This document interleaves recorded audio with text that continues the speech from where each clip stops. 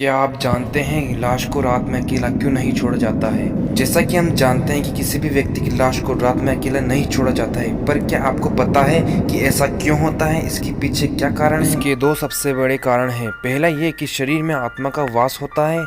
जब तक आत्मा शरीर में है, शरीर जीवित है। आत्मा निकलते ही शरीर में चेतना समाप्त हो जाती है और शरीर निर्जीव हो जाता है। यदि शरीर में कोई आत्मा प्रवेश कर जाए तो शरीर फिर से जीवित हो उठेगा। मूल आत्मा पुनः उस शरीर को नहीं पा सकती क्योंकि उसमें रहने की उसकी अवधि पूरी हो चुकी है। लेकिन आत्मा शरीर के मोह के कारण उस निर्जीव शरीर के पास मंडराती रहती है और इसलिए ही आत्मा के शरीर के प्रति मोह से छुटकारा दिलाने के लिए और आगे की यात्रा के लिए अंतिम संस्कार किए जाते हैं। रात को मृत्यु होने अथवा किसी अन्य वजह से सूर्यास्त हो जाने से मृत शरीर की अंतिम क्रिया के लिए सूर्योदय की प्रतीक्षा करनी होती है।